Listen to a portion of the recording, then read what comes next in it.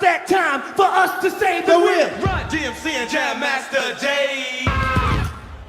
Man, that brings back so many good memories. The Kings from Queens. Welcome to the National Newspaper Publishers Association's Let It Be Known. Today we step into the rhythm of Queens, where the pulse of hip hop really beats every single day. As the curtain rises on Peacock's eagerly anticipated three-part docuseries Kings from Queens, the Run-DMC Story, we have the privilege of being joined by two living legends whose influence has reverberated far beyond the boroughs where it all began. One is really the architect behind the Run-DMC Story.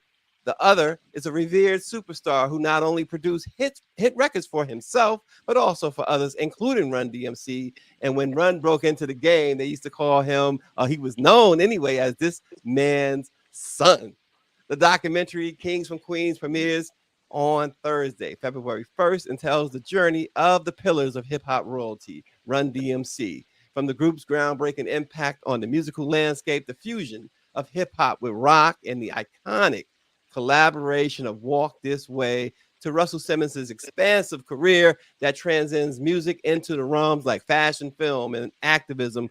We're about to embark on an insightful journey through the eras that shaped not only Run-DMC, but the very essence of hip-hop. As his rap career progressed, Kurtis Blow also made a commitment to himself to keep his lyrics family friendly, and not many can claim more success than the These Are the Breaks legend. We welcome Def Jam founder and the godfather of hip-hop, Russell Simmons, and the one and only Kurtis Blow. Good morning, good afternoon, good evening, wherever you are. Good to see both of y'all. Thank you. Nice to be seen. Man, this is my pleasure. My honor to be here. It is an absolute honor to have you, Kurtis. And Kurtis, let me just say this. You know, Kurtis has, as the world knows, this is not no breaking news, and he has been dealing with some health issues. But Kurtis looking great, Russell. Yeah, look, God blessed him with more good health and another 50 years. So I'm very fortunate to still have him in my life. We worried for a bit, but look where he's come through, and he looks great. I saw him perform recently at Leo Cohen's when he was honored for City of Hope, and Kurtis performed. It was great and just brought back so many memories. So I'm really happy to see him this way, and he's going to be this way for a minute, right? Yeah. He's got some good breaks, right? So what's up? Yeah, so Kurtis, let me go back to you for 1 second, because when Reverend Run started out, what was it? They called him the son. He was billed as the son of Kurtis Blow. How was that? What happened? Well, it goes back to the early days of hip hop, you know, in the mid 70s, when Russell and I were embarking on this thing called hip hop and running around Queens and promoting hip hop, and we had a club called Night Fever Disco. And so during those times, you know, every popular MC had their protege, you know, like DJ Hollywood had the son of Hollywood. His name was DJ Smalls, and Africa Bambaataa had the son of Islam. Africa Islam was the son of Bambaataa. So I was talking to Russell over in Queens, out in Hollis, and when we opened up the Night Fever Disco, I said, man, I need a protege like you know, Eddie Chiba and Hollywood and Starsky and those guys, because there was so much competition during that time. And so I said, why not your younger brother, Run? You know, he's incredible. You know, he was DJing and rapping on the mic up in the attic at Russell's house. I remember those days, Russ, and how they had a whole crew. They now call them the Hollis crew. And these young kids were up in the attic just DJing. And I used to come up there and help them out and give them pointers and everything. So I made Run my protege. Yeah. He was a little younger, about 5 years younger than I and Russell. And so that's how it came to be, you know. My disco son, DJ Run, likes to play music and have big fun. Yes, yes, y'all. That was our saying. And that's how he got started. And he really got good at it, rehearsing up Faster in than the a attic. speeding, And go faster than ahead, a Russ. speeding bullet from a gun. My disco son, DJ Run. There it is. Right, Another Hey right, rhyme. Russell, right. so the documentary, Russell, it promises like an intimate look into their journey. Obviously you was there from the very beginning before it all started. Can you highlight a specific moment or aspect of their story that epitomizes the enduring influence and legacy of Run DMC on hip hop? Well, let me start that. What Curtis is talking about is before there was recording art, there was only a performing art. These were performers, and that's what made them special, and that's what made hip hop. Their live performances were electric, and that's what made hip hop. And so we recorded much later. He's talking about the mid 70s. So there was a lot of work done before that that laid the groundwork. So I just wanted to make that clear because you listening to Curtis's story. Yes, there was Right. Starsky and Hollywood and Eddie Chiba, and there were Bambaataa. These guys, all of them were performing artists and not recording artists at that time. So some transitioned, like Curtis, and became a big superstar, the king of rap. Curtis Blow was billed as, and some, were great but didn't get to really have hit records. And we talk about that a little bit, but not that's not today's story. But it's a very interesting story because people don't know how great Mhm. these artists were in the community before there was such thing as recording hip hop. So you asked me about the epitome of Run DMC. I think Joey cutting for Curtis Blow is, and supporting him in the way he did during that time is when we started to recognize that he had great talent. And the actual moments that stand out, there are many.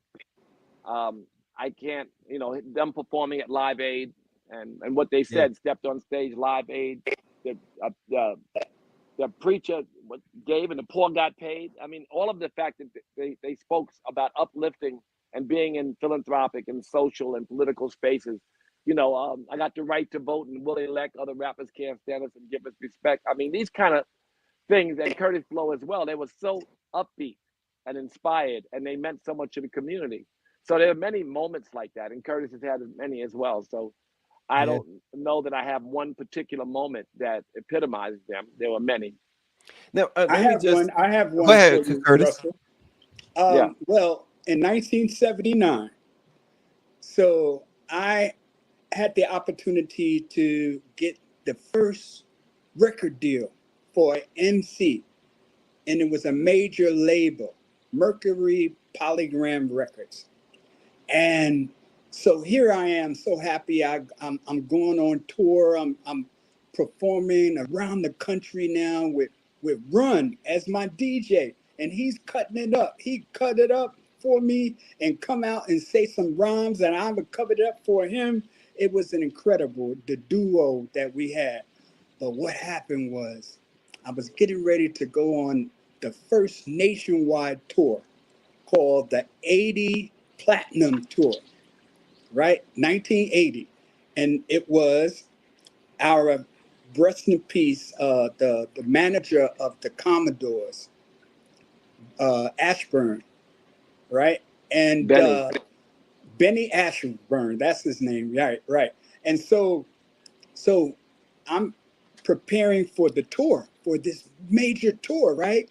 50, 60 shows. So I'm happy. I'm coming to Russell's house, talk to his dad, rest in peace. Uh, uh, yeah, man, we going on tour. No, no, Joey can't go on tour. He has to stay in school. I said, oh man, we got a big tour. It's gonna be incredible, incredible. He said, yeah, please, Dad, let me go on tour. Let me go on tour. His dad said, no, you have to stay in school. You have to stay in school. And so he said, I can DJ. You broke your arm because a week before that, Joey had broke his arm playing basketball with some cat down the Remember block that. named Jam Master Jay. Jason Mizell. He broke his arm playing ball. So he couldn't go on tour. His dad said, "No, you got to stay in school. And plus, you broke your arm. Look at that. Oh, I could still DJ with one arm. Look, bam, bam, bam." Right? And so he didn't go on tour with us. I came back 6 months later with Davey DMX DJing for me, and I found out Joey had formed a rap group called Run-DMC with Listen, this those are other the kid breaks. called Daryl McDaniels, right? Those kids that were playing up in their attic, Runny Rave, rest in peace. And so, man, the story is if Joey did not break his arm, there would be no Run DMC. Wow. Wow. But Curtis, I think it was the father because Joey cut the record with one arm, so he was Right. amazing in one arm. That He was was kind of ready. that was part of it. That was kind of part of what we thought would be an attraction if he had gone because he could do Right. it in one arm. But yes, it's true. If his father hadn't, and the arm break, those things, if they hadn't happened, there would be no Run DMC. Wow. Look at that. And so what about the creative process, Russell? I mean, we got from Run DMC and listen, everybody got to check this documentary out, the Kings of Queens, Kings from Queens. Documentary drops the part 1 Thursday, February 1st. But the creative process, Russell, behind songs like It's Tricky, Walk This Way, Sucker MCs. I mean, what was that like? Well, the earliest records, there was different producers. The first ones I made with Larry Smith, and this idea of making b-boy records, with no music, right? That was the thing that made Run DMC separate in the beginning. A song like Suck MC had no melody. The melody was in the vocal. It's like that. It's the same. So that was a very special process because we didn't expect anybody to buy it. There was no commerciality in these ideas. It was just our core community. So it was for the fans, but we didn't know if the fans extended more than outside of Hollis and the Bronx. Right. We thought those were just b-boys, but it turned out that what we loved was accessible to everyone. But the rest of the records became more, without intentionally selling out, they became more melodic and more pop. And a song like Walk This Way was, a different process, I think, from a creative standpoint. But what we made early, and then we went back to, and we always leaned on the b-boy record. Kurtis Blow knows he's a breakdancer. The beats that were under the rappers were a core component of hip hop. And some people even think that without the beats, that's not hip hop. Of course, we got way too much experience to say that these days. Hip hop is expansive to all forms of music, from jazz to blues to rock and roll. Wherever the beat was, though, we thought that's where we were. And I think Run DMC were b-boys, and they were like the kind of early on when that kind of music wasn't exposed to the mainstream. A song like Suck MC was a dramatically different thing. And when I left the studio, I remember them saying, "Oh, when are you going to play the music?" I said, "It's played. That's it." And people were shocked. Like nobody wanted to leave the studio. They thought we didn't have a record until we played music, but we did. The beat was the music. Yeah. Kurtis, Russell has a lot of people may not know this, but Russell has done a lot. Y'all mentioned these names like Eddie Chiba and Hollywood to try and give those not only give those luminaries their flowers, but to try to put money in their pocket to try it with the NFTs and things of that nature.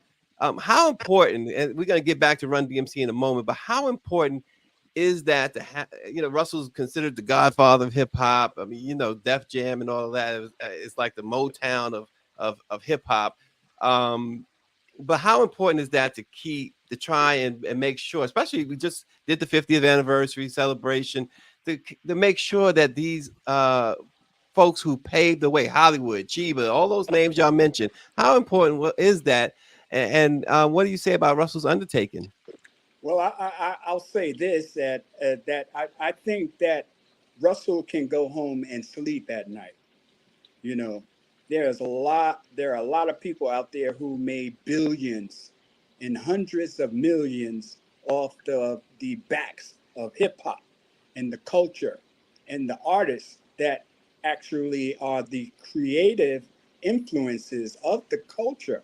And here they are 50 years later sitting around in nursing homes and can't pay their rent. I just found out about Boogaloo Sam, one of the first poppers over on the West Coast, over in Oakland. Big shout out to him. He's losing his house right now. There's a GoFundMe to help save his house right now. So, Russell was the man. He was very successful financially. And so to look back and say, look, man, I got to reach back to the people who helped me get there. Says a lot about his heart. It says a lot about his integrity, his passion for the love of the culture. And I thank him. I thank him. And I thank him again. Thank you, Russell. Well, that's very kind of you, Curtis. But you've always been a voice for them as well. I feel that as we celebrate the 50th anniversary of hip hop, we have to, the masterminds, I call them, the people who actually laid the groundwork, have to be celebrated, because they're gonna, like you said, he has a misfortune of losing his house. Others have strokes. Others have died. Others can't afford to live even a minimal lifestyle. And these people are the foundation of what we stand on. So we have to keep reminding them. They were just saying they want to do a big Def Jam documentary. I said, well, we can't do that, and I don't want to participate in it until we start the first 2 episodes. If it's going to be 10 episodes, I want 2 episodes on the founding fathers or the masterminds of hip hop. The story of Kurtis Blow before Kurtis made a record. And Curtis would walk out and say, people in the place, the bass in your face, you're about to see first place in the rap race. Sound you hear so good to hear. Have no fear. Kurtis Blow is here. And he introducing the disco dream on the Mean Machine, Darth Vader. He used to say, faster than a speeding bullet from a gun, my disco son, DJ Run. Or Davey D, rock from land to land, it's depending on the DJ. The great Grandmaster Flash, he had a rap for all of them. This was before there was such thing as rap records. And see, he's one of the few that transitioned from a performing artist who had a big following to a recording artist who became a national and international figure. So that's a very important thing that we talk about, the performing artists who maybe never got to record a record, or did, but no one ever heard them. So I think that's just an obligation. And I don't think I deserve a pat on the back for it. It's an obligation. And Curtis is taking on that same obligation. So thank you for that, Kurt. Yeah, absolutely. Appreciate both of y'all. Run-DMC, Kings from Queens, they broke barriers by maintaining an urban look and an urban sound. And both of y'all, I mean, I know Russell, you know, that's Joe is your brother. Kurtis has been an integral part of this as well. So both of y'all, can you shed some light on the importance of their authenticity in an era when other groups were attempting to mold themselves to different images? Well, fashion. I'll let Russell take it away, Russell. That's your deal. Fashion, clothes, no, listen, look. Kurtis Blow was a Harlem. He dressed like Harlem. Yeah, and he was legitimate. No, serious. I mean, serious. And Run-DMC dressed like Queens. A lot of the other artists, saw the cameos and the confunctions, and Rick James, and even the punk rock bands. They thought that those outfits, made them more stand out more, and that was good. The fact that these guys wanted to borrow from the neighborhood, and they made what was a normal uniform into a costume, because all it was a uniform. They shell toes with no shell-toe Adidas with no laces. That was a uniform. The leather suit with the velour hat, that was a uniform. That's what they wore in the hood. That's what the street people wore when they got dapped. That's what they put on. So they all three put it on, and it became suddenly, or even the Adidas outfits. They just wore these things because it represented the hood. And if you make it shine enough, it looked like a costume versus just a uniform. So you understand that? So that's what we did. We tried that, and the expression I think that sticks in my head, and we did it for the Beastie Boys as well. I used to dress up in red swiney. They used to wear red Puma sweatsuits and Pumas, which was a hood thing. I said, but y'all ain't from the hood, so y'all wear what you wear. So the Beastie Boys wore what they wore, Run-DMC wore what they wore, and we lost Russell's volume. We still lost your volume, And Russell. that's the thing that There you go. reaffirms. Oh, the expressions keep it real. That we Yeah. reaffirm over and over again where we were from in our outfits and in our language and all that. So the honesty and the integrity that came from that, believe it or not, that spread around the world. You couldn't make yourself commercial enough to be better than your honest expression. So there was no, and I think that's why hip hop has lasted, because of its honesty and its integrity.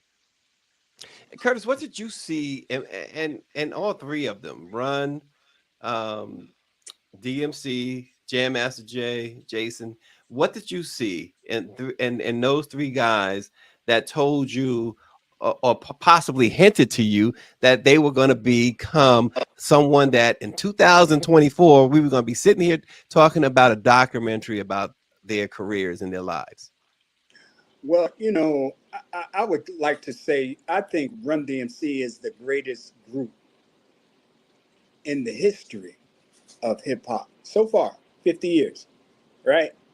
I know a lot of people shout out Wu-Tang Clan or NWA or blah, blah, blah, blah, blah. But I saw these guys early on.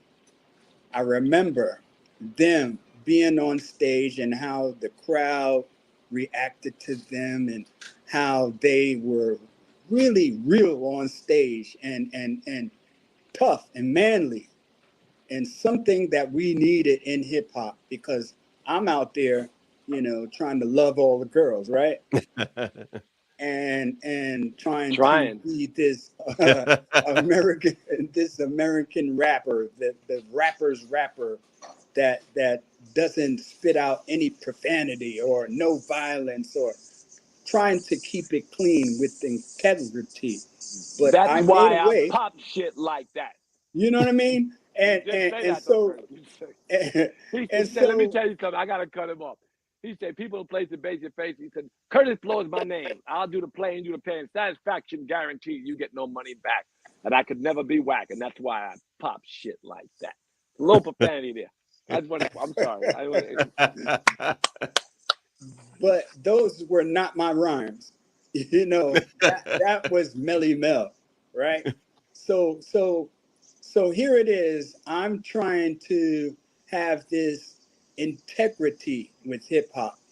And so I opened the door. I made my sacrifices by making songs without profanity, 240 rap songs, and never used profanity. I did Wow. one time on basketball. I said Dr. J shook the whole damn team, but that's one out of 240, And that was right? profanity, right? For you.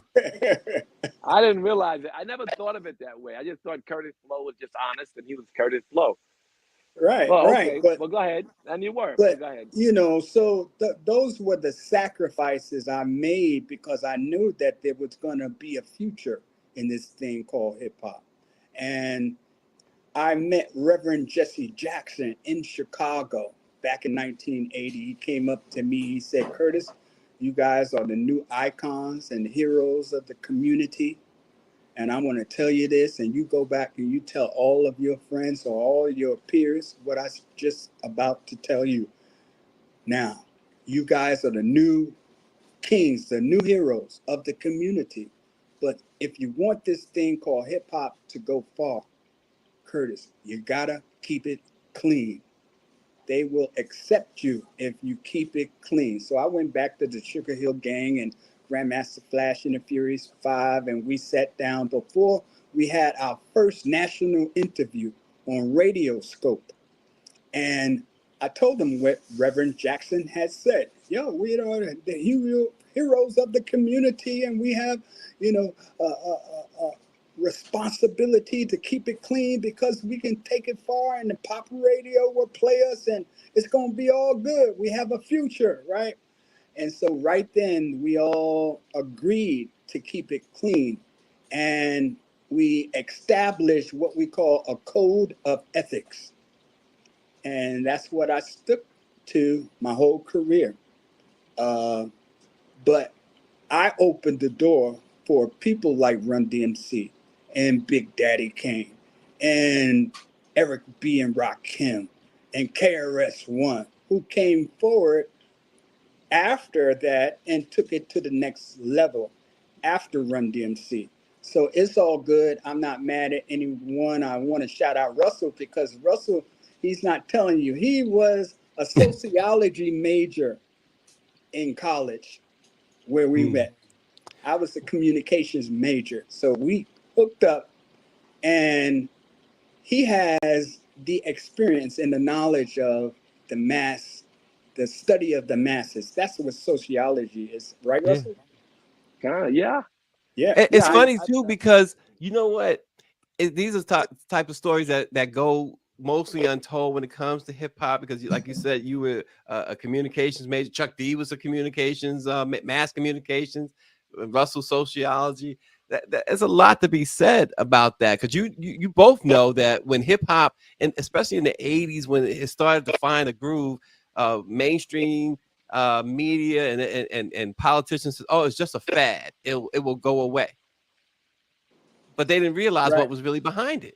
They Right. said it was a fad. I mean, it was funny. We came out of an era where disco music was very popular. And on black Uh, radio in New York, we didn't have any music. So hip hop, the b-boy culture, music, everything was a rebellion against listening to YMCA and I Love America, Patrick oh, Duvet on the radio. We listened to disco on the radio. So what did they do but play b-boy records, their own music? They rebelled. So there was a moment where hip hop was a rebellion, and as in every black cultural revolution, they built blues, and then blues changed, and they built rock and roll, and then or jazz, and then jazz changed, and they built rock and roll. And it kept evolving. But we would build something, the mainstream would water it down, and we would do something new. And I think that that's been our culture in America, and that's how American culture has evolved. We had to do something of our own. Disco had taken over the airwaves in New York. We had no funk. We had nothing but gay disco on black radio, and that was it. And so right. our music was really a reflection of our reality. So some made more commercial music, but in the beginning, the b-boy records and the b-boy culture was where we played our own. We played the James Brown Funky President or Bob James Mardi Gras or Billy Squire Big Beat. That's rock and roll, jazz, uh, funk, all that we played on our own because we had none of that. And so when we went to our parties, we had music that spoke to our culture and us. Yeah. And Yeah. again, the documentary is Kings from Queens, Run DMC, getting the treatment, the documentary treatment. Arguably one of the greatest albums in hip hop history is Raising Hell. Um, can you guys talk about what was it like when that album came out? Because we had not seen anything like Raising Hell until it came out. What was it 85, 86? 86. 86. I mean, what was that like when Run DMC hit us with Raising Hell? It was like, who could have expected that? Well, we had done 2 albums with Larry, and we relied heavily on b-boy, but we also started to put the rock guitars in there. Because the one thing we wouldn't do is play any normal instrumentation. We were very against playing what we heard on the radio. So we wouldn't use a bass line. We wouldn't use the guitar riffs. We wouldn't use any of those things, that rhythm guitar rather. But we wanted to be loud and abrasive. That was our job. And then comes along a rock producer to partner with. Because I would always, and even the loud music, that the rock and roll was just because we wanted to be loud. It could have just been noise. But Eddie Martinez played beautiful melodies with the guitar. But the fact is, we just wanted not to be R&B. We were so crystal clear we didn't want to. And then, having met Rick Rubin, who loved rock and roll, our rock got more bluesy. So that's what mainstream rock and roll was. Or that's what it had previously been. So then a song like Walk This Way or, some of the other songs, they were songs that were more rock and roll in many ways than Rockbox and King of Rock. Rockbox and King of Rock was a product of two, even in some ways, a product of George Clinton. But those rock guitars and the loud music we made was transition from when Larry left and I was producing with Rick Rubin. Yeah, we could make beats to the rhyme, which was like Jam Master Jay. And yes, we could make, Peter Piper and those kind of songs. And that was really Run DMC on their own as they evolved. They made those songs. But it's tricky and Walk This Way was songs that were influenced greatly by Rick Rubin and mainstream rock and roll. Yeah. Listen, We were and gonna make. Let me give you an example. We were gonna make Toys in the Attic. We called it. Here's how little we no knew kidding. about mainstream. We were gonna call it Toys in the Attic because that was the beat. You scratch the album up, you don't know who the name of the band is until you scratch the label. So we called it Toys in the Attic, but it actually was Walk This Way. We were only gonna scratch the beat, and the most you would have heard was that and the beat back and forth. That was how we were gonna make it. And Rick said, "Why don't we use the whole? Why don't we make the whole record?" And it was a moment where they were like, "What? I don't know if we could do that." But it was Rick's idea to do such a thing. Well, I mean, listen, Walk This Way. So interesting you say that. For those who don't know, I mean, obviously, people know that they did a duet with Aerosmith as an Aerosmith original song, but Toys in the Attic is one of Aerosmith's biggest albums. So it's a lot of connections there. It's ironic, and you mentioned Rick Rubin's attachment to rock. Kurtis, uh, we see a lot of artists that came after you, of course, came after Run-DMC. For a while there, you guys were in the industry considered the gold standard. We got to try and be like Kurtis. We got to try and be like Run-DMC. Now, of course, we want to try and be like Jay-Z, and we want to try and be like Drake or whatever. But for you, what was it to see Run? I mean, you like you told us the story earlier, but to see him and D and J really become the kings of rap at that point, right? The one that everybody was talking about. They crossed over, like we talked about with Walk This Way, and Raising Hell. What was that like for you and other artists to see this explosion by your peers, someone in your peer group? Well, a lot of people would be jealous, and envious of their success. But me being that I was a part of it, the very beginning, this is the son of Curtis Blow. So whatever he does in his life, if it is successful, I'm living that life as well. And same thing with Russell. Anything, I told him this many years ago. Look, man, you are so successful, so popular, so good with what you're doing. I'm living my life through you right now. And I'm so proud of you. And it's joy. It's just joy, But happiness, Curtis to Blow is a see that. different guy. Let me cut you off. Curtis Blow is a preacher. I don't know if you know that. Yep. His relationship with God is ironclad. And this is the core of his heart, and it's why he could say what he said. Not only was he a part of everyone's success because he sees himself in others, and that's, in yogis, we refer to God's consciousness. When you see yourself in others, when you see all of us connected, the collective is God in some people's mind, right? So and in the Bible and in the Quran, Torah, everything, there's this idea of the union with God is almost like union with humanity and Mother Earth. So it's like him seeing himself and others and watching their success and feeling a part of it. Also, when he was smart enough to know, when you see that, you realize you are lifting up. You're not competing. In other words, when Run-DMC had a bigger success, then his record sold more too.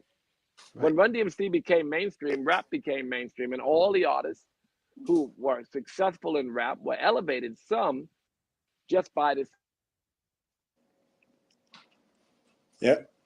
Yeah, we lost you again, Russell. Still don't have you. We still you don't see have yourself in them. If you're lucky enough to see yourself in the others, if you're lucky enough to have God in your life and you then see yourself in others, then you'll also recognize that others' success are lifting you up. And that's something that, you have to have in your heart. And maybe if they work on it, we're all working on cleaning our heart all the time. That self-study is life's journey, right? Right. You're exactly right, Russell. And I agree. And I go back to this story about Run-DMC at Madison Square Garden. The first time they played there, right? Yep. So it was sold out. And so they headlined the show. So they come out. When they come out, everybody in the audience had on Adidas. So I think it was Run. He said, man, I see a lot of my fans out there, my friends out there. And so come on, y'all. Let's show them that we support this hip hop. Throw your Adidas up in there. Throw it in the Adidas up in the air. And everyone in the place, there were 20,000 Adidas up in the air. I just heard about this story. I wasn't there, but I heard. And to me, that was it. That was the moment. That was the epitome of their career, to see how their fans supported, and they all had on Adidas. That's crazy. It's amazing, right? Amazing. When you see the effect, because this was global, and that's the other thing, Russell. It was global, right? It wasn't just. I mean, these guys from Hollis, Queens, took hip hop to another level globally. It was a moment, and it was global. And of course, I'm sitting. You know, I travel all over the world now, a lot. I mean, really, a lot. And so living here in Bali, I get on. I usually ride my scooter. If I get in the car, it's rainy season. I got in the car the other day going to yoga, and I'm in the car, and they're playing. The driver's playing the music, not me. So he's playing an Indonesian station, and then Nicki Minaj comes on. And then they go back to Indonesian language. It's all over the world, right? I mean, everywhere. There's no place where hip hop is not. In China and in Singapore, wherever I go, we have offices in 11 countries. Wherever I go, there's hip hop. There's no place I can go there's not hip hop. Right. So I say that to you because that's what they all did. You know, Kurtis Blow's The Breaks plays everywhere. It didn't just play at the Christmas rapping plays in Amsterdam. It was the first place it played. First place it played was in Holland. We went to Holland. We never been nowhere, right, Kurt? We got on a plane. We never been on a plane. Holy shit, we going to Holland. I told people about the story. We went to France, and we were on the Champs-Élysées having dinner with the Mercury phonogram during that time. And man, it was an incredible dinner. You remember that, Russell? I do remember that. I don't eat fish anymore. Listen, go ahead, Russell. Kurtis Blow went everywhere. England, France, Germany, you know, the record played everywhere.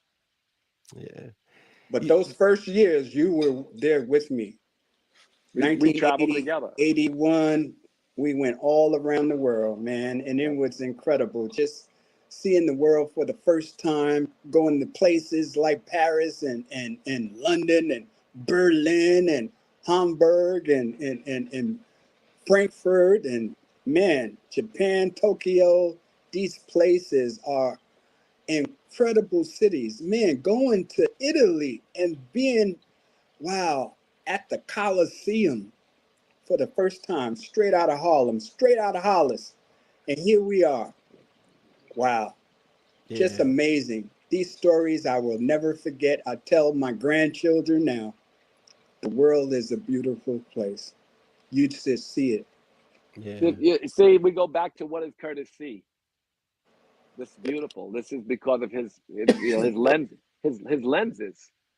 Then this has everything to do with his faith and his his wisdom, having grown and grown out of and seen a lot of, but grown towards the light. Very beautiful. I gotta take you back to a time where it wasn't anything to really hold on to or be happy about. In fact, it was an extremely sad time, 2002. I saw you, Russell, and I saw Run. I saw everyone there. Jay's funeral, Merrick Boulevard at the I forget the name. What was the name of the what's his name? The congressman's place there, Floyd Flakes. Russell,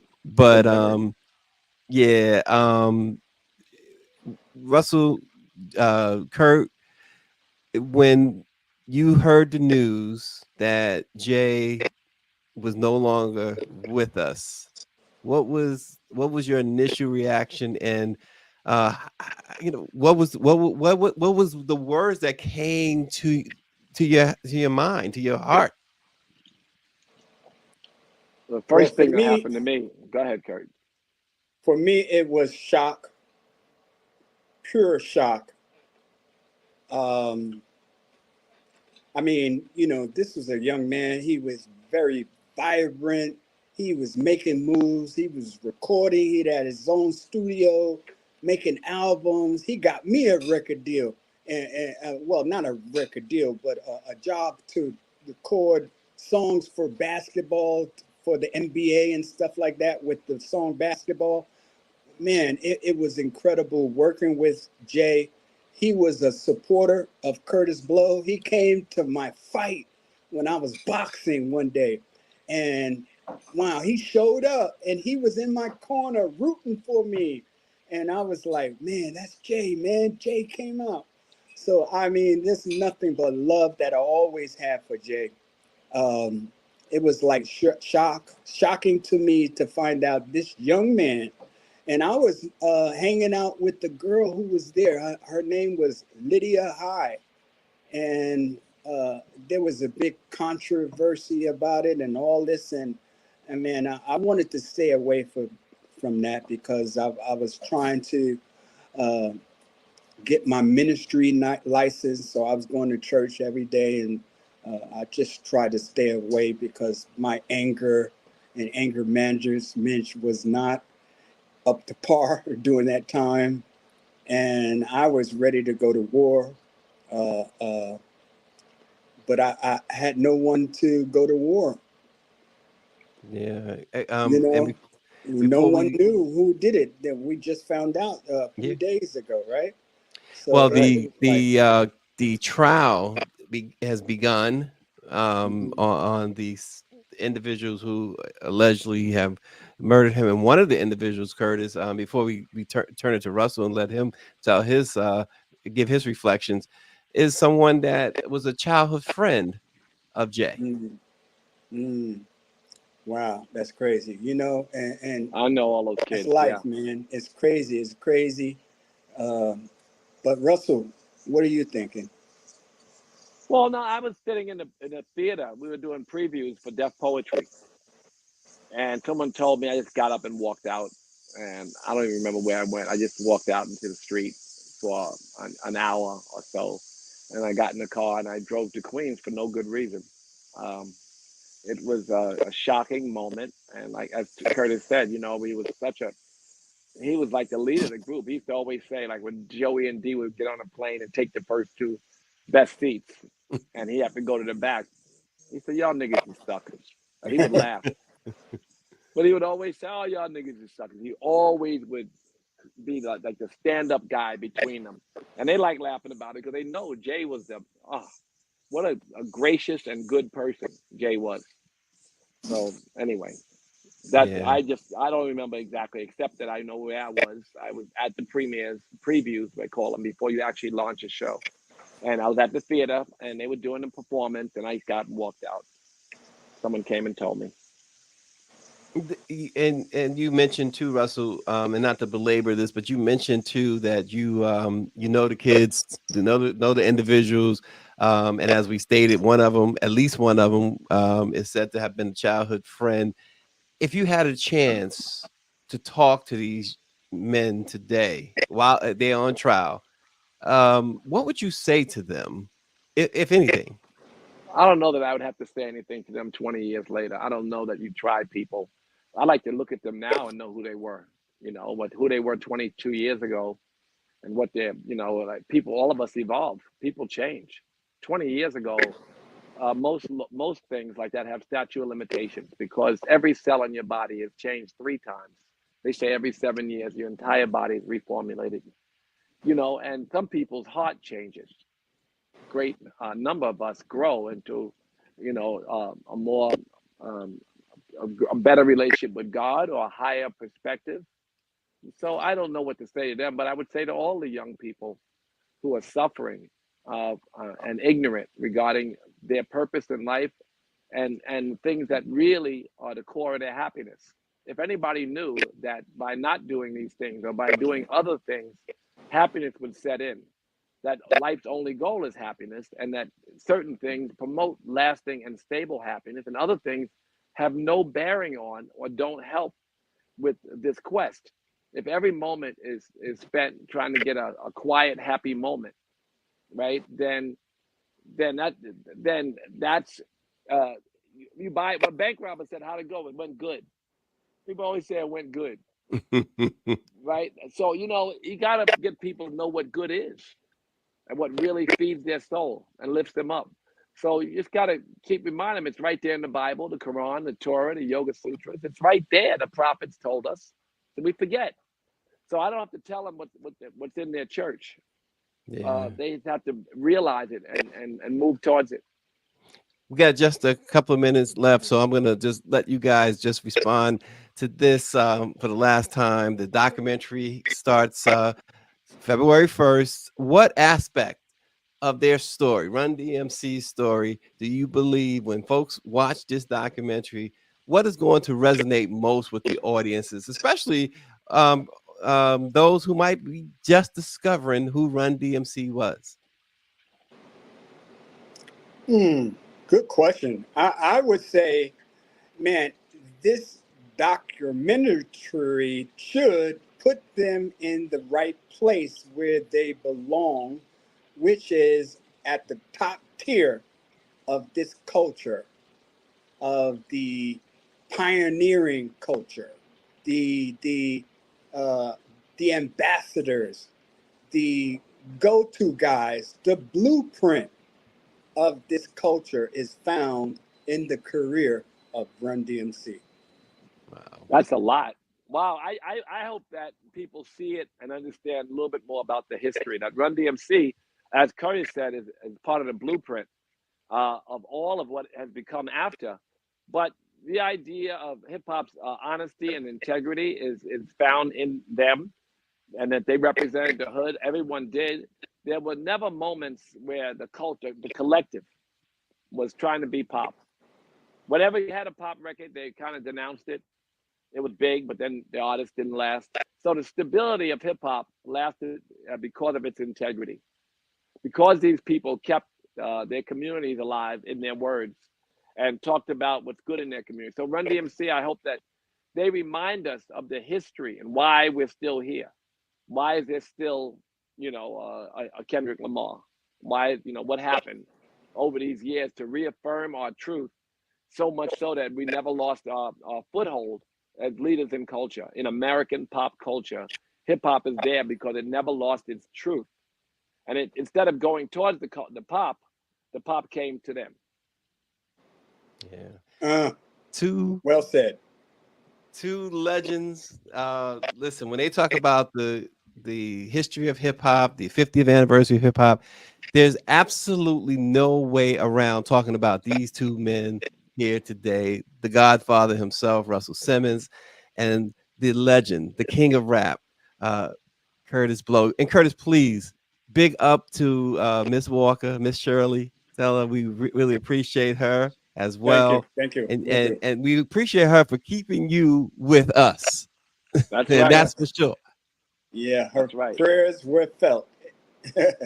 Yeah, I want to absolutely. thank everyone for praying for me during my health scares and situations. And I got to shout out Cool Herc and Bambaataa, Grandmaster Flash and the Furious 5, the Funky 4 plus one more. You have the Crash Crew, the Treacherous 3, Fantastic 5, the Run DMC, and we can't forget the Juice Crew.